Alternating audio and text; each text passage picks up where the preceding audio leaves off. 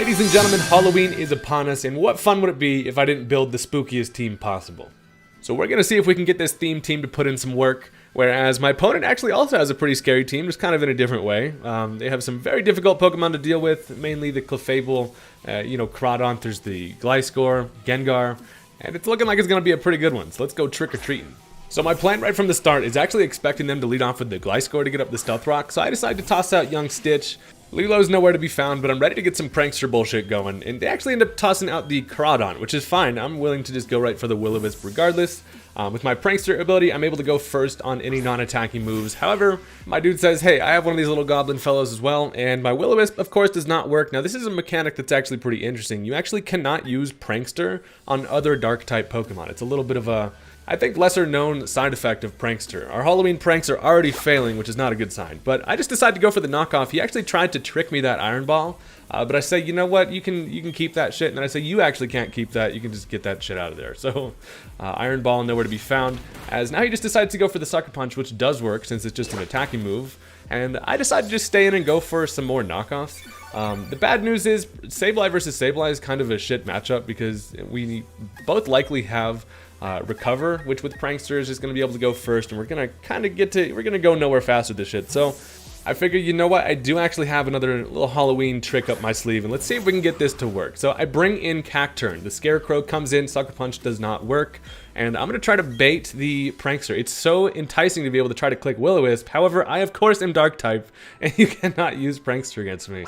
My dude is probably like, why is this Cacturn immune to Will-O-Wisp? The fuck kind of Cacturn is this guy working with? But that allows me to get up a free substitute, and now I can start Swords Dancing, which is amazing. He can't even taunt me because of Prankster failing against Dark type. I'm thinking maybe he realizes this by now. He's probably hitting Google up like, what the fuck? What is this cactus made of? I don't know what's going on here. But that's one way to counter Sableye pretty well, is just to have a nice solid Dark type that can set up. So now he's like, okay, I thought this Sableye was a prankster. Turns out the dude is pranking himself. He probably is like, this Sableye is broken. I'm going to put him back in the old pocket and try him out for later. And he actually decides to switch into the Gliscor here. So he comes in on a nice +2 Seed Bomb.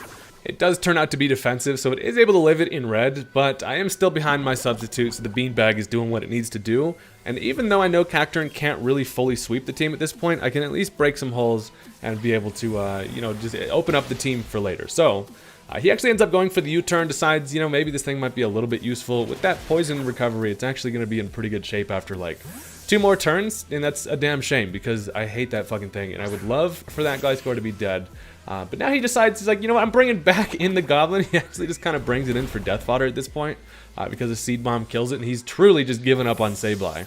Which in my opinion is hilarious, because for a Halloween battle, my dude feels like he's been trick-or-treating and got nothing but tricks at this point. So we're going to try to keep that energy going. Now he gets a free switch, decides to go into Gengar.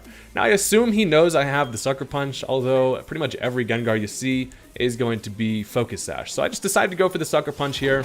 Even if I can knock that thing down to 1, I can take care of it later, which is exactly what happens here. It does live with that Sash, and he kind of gets rid of my Sucker Punch before just knocking my ass out here, but that's fine. Thorny Tits really did what it needed to do. Being able to break the wall of that Gliscor and break the Focus Sash on the Gengar is exactly what we were looking for here. So Gengar does take me out, but this allows me a little revenge switch in. I have a couple different options. My main kind of killer of this Gengar that I'm keeping in the back is going to be my Choice Scarf, Miss Maggie, but I can't quite go into that yet. He's going to know that it's Choice Scarf and it's going to be able to outspeed, then he can just go into Clefable. So I decide instead to go into young Bruce Wayne, and I'm just going to go right for the U-turn, kind of expecting a switch. At this point in the match, I'm really trying to conserve my poison types, and the main reason is because of that Clefable just looming in the back. I really need kind of both Haunter and this Crobat to be able to take care of that thing later. So going for the U-turn gets me nice solid momentum as they end up bringing in the Kangaskhan. Now I haven't played against the Kangaskhan since fucking Nom, so I'm not sure exactly what this thing is going to be working with. I do know, though, that these things do carry the Scrappy ability, which allows them to hit Ghost types with normal type moves, which is absolutely unfortunate considering my team is like half Ghost. So I'm thinking my best option is to bring in Spiritomb, and the main reason for that is because I'm defensive physically, plus I can get a nice Will-O-Wisp off on this thing and kind of render it useless. So they do go for the fake out. It's always weird as hell to see Ghost types being hit by normal moves. And also, can we shout out the little baby absolutely vibing in the pouch over there? My dude is just chilling. So he ends up going for a Last Resort. Now that is quite the interesting moveset.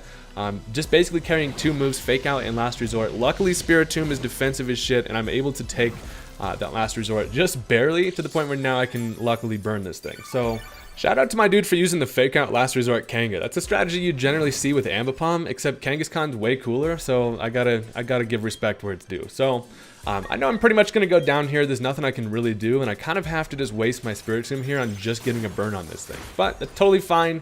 Wonder Tomb does go down, and I did what I needed to do, and that's basically just limit the amount that this thing can damage me with. Although I do have a couple of faster Pokemon, so I'm just not sure how bulky this thing is going to be, and I'm thinking my best option is actually going to be the Sableye. Now the reason for that is because I know I can take at least one of these Last Resorts. I can go for a knockoff, likely get rid of its Silk Scarf, which is, I imagine, the item it's carrying, so it's going to take a little bit of that damage off, and then I also have the Prankster Recovery, and then kind of stall this thing out with the burn damage. So I go for the knockoff. I do take a nice chunk from that Last Resort, and I do get rid of that Silk Scarf it's wearing. So you're looking a little less fashionable here, mama, but luckily I was able to kind of limit the amount that this thing could do to me. This thing could have been a real issue if I wasn't able to get a burn on it. But Sableye luckily could have come in Prankster Will-O-Wisp it if I did miss with the Spiritomb. So now I decide to go for the Recover, wiggle my weird little fingers at him, say, you will never get this, and I can basically stay in here all day, recover as the burn kind of finishes this thing off. They end up going for another last resort here. It's doing way less than Recover can do. But I'm thinking to myself, you know, I'm not going to go down like this. I don't really have a reason to just stall this out and waste time because I don't play that stall shit. And I actually realized that Sableye's not super useful for the rest of the match here. It would be kind of nice to keep it around for some Will-O-Wisp action, but there's not really much that I need to burn. So I decided instead I'm just going to take another last resort, go for a knockoff here. It actually does put it into range where the burn is going to kill it. So that actually worked pretty nice in my favor. I was kind of just accepting the fact that Sableye was going to go down here, but it actually works out nice, and now I can, no matter what, get another Prankster Recover going, because Sableye is the absolute most annoying ghost type in the world, and I'm actually taking advantage of him here. So now you get to free switch into the buff-ass Zubat over here, and I'm thinking, you know what, I might as well go for the Recover. I don't know what this thing wants to do to me. I doubt he's going to set up the late game Stealth Rock. He's probably going to try to go for like a knockoff of his own. But he actually ends up going for the Earthquake. Now after the recovery, it's looking like it's going to put me right to the same range. And I can't really outspeed this thing and kill it. If I had Sucker Punch, that would be really nice. But I also don't want this thing to stay in here, suck up his poison health, and just end up being an absolute menace later. So I decided I gotta make a play here, and if he's gonna keep clicking Earthquake, I can go into Haunter and absolutely spook the shit out of my dude. Now the one great benefit about using Haunter over Gengar is that I do still have access to the Levitate ability, and I can switch into Earthquakes all day. So Gengar be getting nerfed as hell, not having access to Levitate, but Haunter's still cool and scary, so I figure that's actually, it worked out in my favor. So now I am faster, I can absolutely just fire a Shadow Ball off at this thing. He can't really switch into anything. His best switching would be Clefable, but then has to deal, you know, with Sludge Bombs all day. So the Gliscor does go down. Luckily, Vampire looking ass is taken care of, and now it's just basically seeing what he wants to go into against Haunter.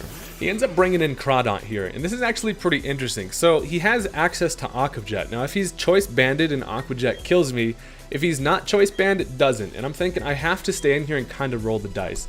So I go for the Sludge Bomb. Turns out he does not go for the priority, which means he's not Choice Banded, but it does mean instead that he is Focus Sash. So my dude is just straight up running double Focus Sash, which is really difficult for my team considering I don't have Stealth Rock up. But he ends up going for the knockoff instead, and that was really lucky that he wasn't banded with the Aqua Jet, because that would have killed. But I think an Aqua Jet from a non-Choice Banded Crawdaunt does like 80% to Haunter, so I was actually in a pretty good position there. But that actually is perfect because now I can go into Stitch, and I'm thinking to myself, all I gotta do is go right for the Prankster Will-O-Wisp, and it goes before priority, and I should be okay. I'm fine with this thing dying, but I am also an idiot when it comes to Prankster, and that actually does have a higher priority than me, which actually makes a lot of sense, and I've definitely known that, but I just make myself a nice little misplay there, and I just basically throw that Crawdaunt a bone. I say, hey, just here you go. This might be satisfying for you, and so that's, you know, really annoying. But I go into my last ditch effort that's my best option against the Crawdaunt, and that ladies and gentlemen, is the absolute mustard-colored legend. Now, this thing is Choice Scarf, and it's built to be able to outspeed stuff like Gengar. So I know that I can take one Aqua Jet if it decides to go for it here. Actually opts to go for the knockoff instead in case I tried to get cute and get substitutes or something like that, I suppose, and like nasty plots. But that does take care of the Crawdaunt, and now I'm really hoping that he doesn't know I'm Choice Scarf, which he shouldn't because it's not the most common set. So he decides to go into Gengar, which is of course the faster Ghost, and he's smiling, he's like, this is just an easy matchup for your boy. But the Scarf allows me to do exactly what this thing is designed to do, and I do outspeed the Gengar, which is great, because he could have gone into Clefable, but he just saw the easy kill with the Gengar, or at least forced a switch there. So seeing Maggie take care of the Gengar is extremely satisfying, because I was kind of saving that for the whole match, so it finally came to fruition, and you love to see it. So they are now down to one last Pokemon, but unfortunately for me, it's the most annoying-ass pink blob of all time. And of course, I do have to switch here. I don't want to stay in and go for Shadow Ball in case this thing starts to set up, which I imagine it's going to do. So I have to go into Crobat, who's also been saved specifically for this Clefable here, and it goes for a Cosmic Power. And I'm like, oh, Jesus. I do not need this thing to be bulkier than necessary, and this is really bad for me. So it gets that +1 in defense and special defense, but I'm thinking, you know what? All I gotta do is go for the taunt here, not allow it to set up any more defense boosts, and as long as it's not carrying any coverage for Crobat, we might have ourselves a chance here. So he does try to Cosmic Power. I say you cannot do that shit. And now I just have to start firing off Sludge Bombs. Even at +1 special defense, I should be able to do pretty decent damage here. It does close to half, not quite, but now it comes down to what coverage does it have against against my bat. And it actually ends up being Flamethrower, which is amazing, because that does not even scratch my boy. Crobat is a thick-ass lad, and we will not be going down to no Fairy. So actually interesting to note that he had both Gengar and Clefable on this team. Got the Shadow version of Clefable. But one more Sludge Bomb puts it in range to where I can take it out nice and easily, as long as he doesn't get a Super Ultra Mega Crit with the Flamethrower, which I am able to live.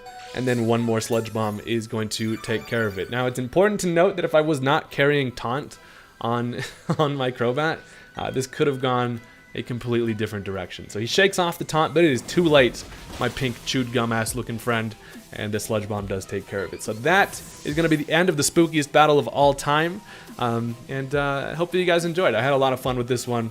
It's always fun to try to use some theme teams, and Halloween's a good time. So thank you guys very much. Make sure to like the video if you enjoyed, and I will see you later. Peace out.